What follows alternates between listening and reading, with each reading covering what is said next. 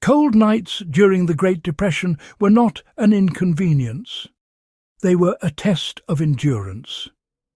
Families slept in uninsulated houses, often with no electricity, no central heating, and fuel so scarce it was rationed mentally long before it ran out physically. Why staying warm at night mattered more than heating the house. During the Depression, many families accepted that heating an entire house was unrealistic. Coal, wood, and kerosene were precious. Fires were banked low at night or extinguished entirely.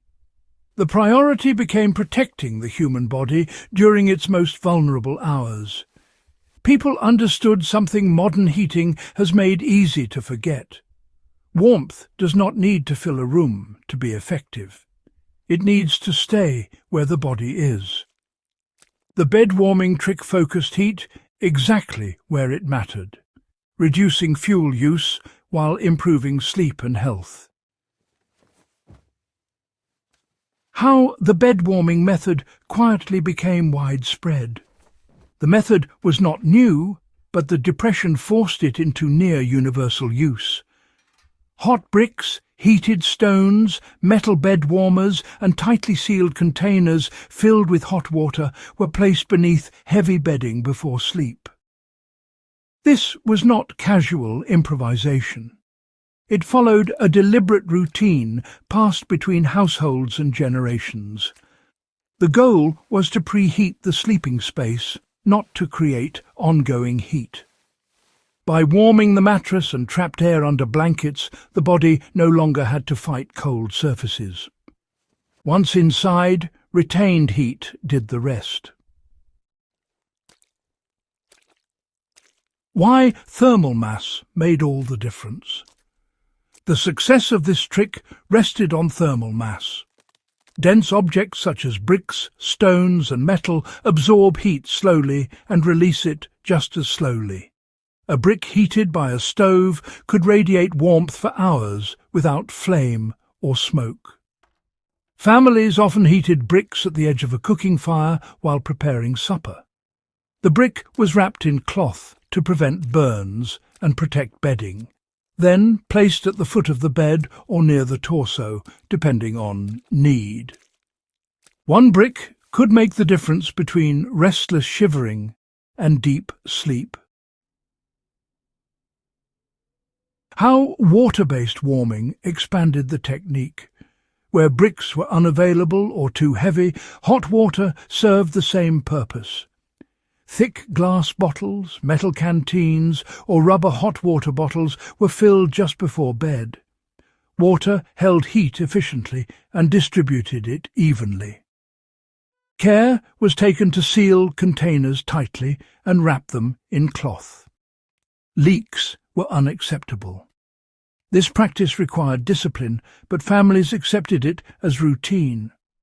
The warmth released through the night reduced strain on the body, particularly for children and the elderly.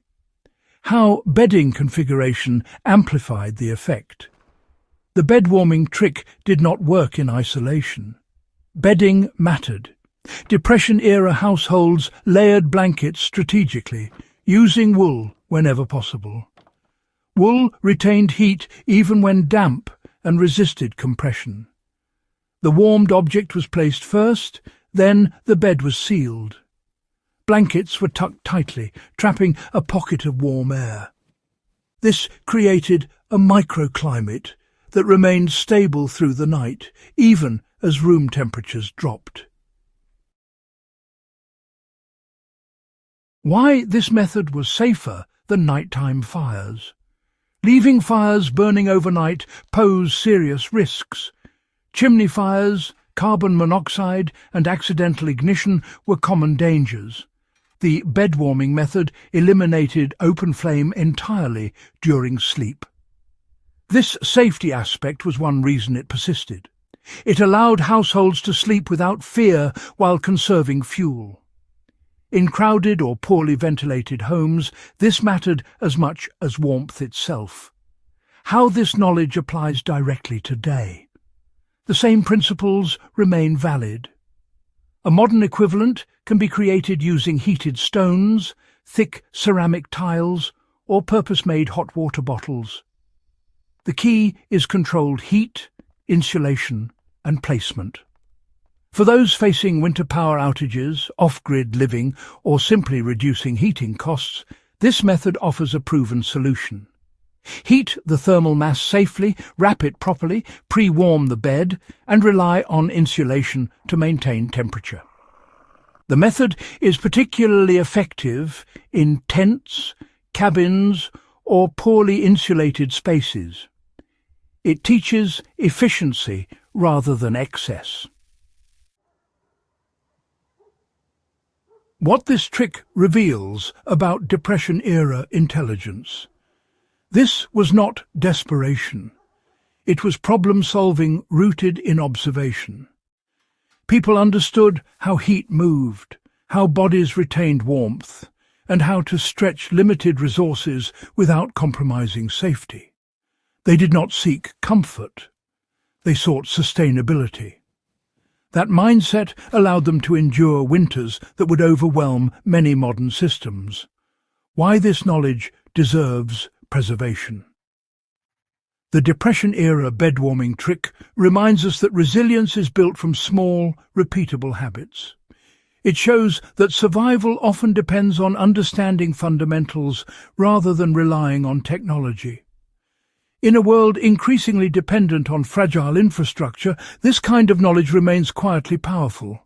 It is not romantic. It is reliable. If this deep dive into backyard wisdom and practical history added value to your understanding, subscribe to the channel and share this guide with others who care about skills that endure when systems fail. These lessons only survive if we keep passing them on.